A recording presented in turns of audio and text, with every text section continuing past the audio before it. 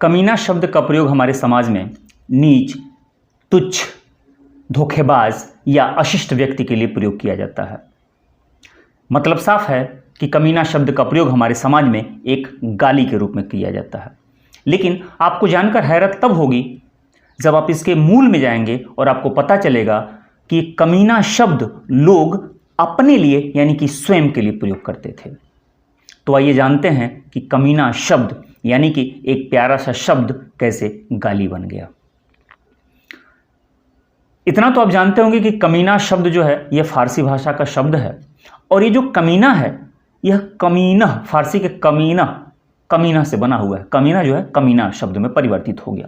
अब इसका जो शाब्दिक अर्थ था वो न्यूनतम या छोटा, यानी कि उस जमाने में जब जो कबीले छोटे होते थे, जिनकी संख्या कम होती थी, उन्हें कमीना कहा जाता था। इसके विलोम के बारे में जान लीजिएगा। कमीना का जो विलोम होता था वह विशिना यानी कि जिस कबीले की संख्या ज्यादा होती थी या जो कबीला बड़ा होता था उसे विशिना कहा जाता था।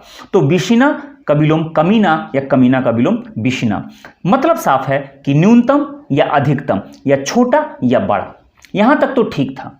धीरे धीरे कमीना शब्द जो है समाज का हिस्सा बनता चला गया, यानी कि जो छोटे लोग थे, छोटे तबके के लोग थे, यानी कि नौकर, चाकर, खादिम, इसके लिए कमीना शब्द का प्रयोग किया जाने लगा।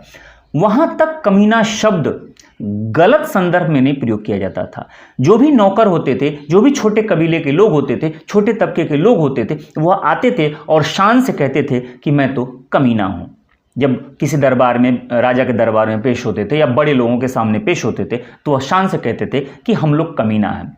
हमारे समाज में भी ऐसे शब्द हैं जो उसका अर्थ छोटा होता है लेकिन हम लोग शान से प्रयोग करते हैं। जैसे एग्जाम्पल के रूप में आप सुन लीजिएगा, हम लोग यार दोस्त में कभी कभी बैठ के बात कर रहे होते हैं या अपने से किसी बड़े के सामने जब हम लोग जाते हैं तो कहते हैं कि सर आपके सामने मुझ नाचीज की क्या औकात है। नाचीज मतलब तुच्छ व्यक्ति, तो लेकिन हम लोग शान से प्रयोग करते हैं कि मुझ नाचीज की क्या औकात है, आपके सामने मुझ तुच्छ व्यक्ति की क्या औकात है। जब हम यहाँ तुच्छ की बात करते हैं, जब हम नाचीज की बात करते हैं तो इसका संदर्भ बिल्कुल भी गलत नहीं होता है। ठीक इसी तरह से उस जमाने में कमीना शब्द एक सर्वनाम के तौर पे या भाववाचक संज्ञा के तौर पे प्रयोग किया जाता था। जब इस शब्द का सफर आगे बढ़ता है और ये शब्द हिंदुस्तान पहुंचता है तो यहाँ भी इस शब्द का प्रयोग छोटे तबके के लोगों के लिए, जो छोटे स्तर के काम करते थे लोग, नौकर हुए, चाकर हुए, इनके लिए भी कमीना शब्द का प्रयोग किया जाने लगा। यूं तो आप जानते हैं कि भारत में वर्ण व्यवस्था पूरी तरह से हावी थी, तो इसीलिए वर्ण व्यवस्था के आधार पर जो नीचे तबके के व्यक्ति थे यानी कि शूद्र और दलित के लिए कमीना शब्द का प्रयोग किया जाने लगा। लेकिन एक बात याद रखिएगा कि तब तक इस शब्द का अर्थ जो है वह गलत संदर्भ में नहीं था। मतलब सिर्फ इतना था कि छोटे तबके के लोग या छोटे स्तर के काम करने वाले लोग, यहां तक भी सही था। लेकिन धीरे धीरे जाने कैसे इस शब्द ने करवट लिया, शब्द के सफर ने करवट लिया या इसके अर्थ ने करवट लिया, या यूं कहा जाए कि हिंदुस्तानी मानसिकता ने करवट लिया, हिंदुस्तानी मानसिकता ने विकृति रूप धारण कर ली कि शब्द जो है गाली के रूप में प्रयोग किया जाने लगा। जो नीचे तबके के लोगों के लिए प्रयोग किया जाने वाला शब्द था वह जाने कैसे नीच शब्द में परिवर्तित हो गया। जो क्षुद्र का मतलब होता है छोटा, छोटे कार्य के लिए प्रयोग किया जाने वाला शब्द था, आज के डेट में वह क्षुद्र व्यक्ति के लिए प्रयोग किया जाने लगा।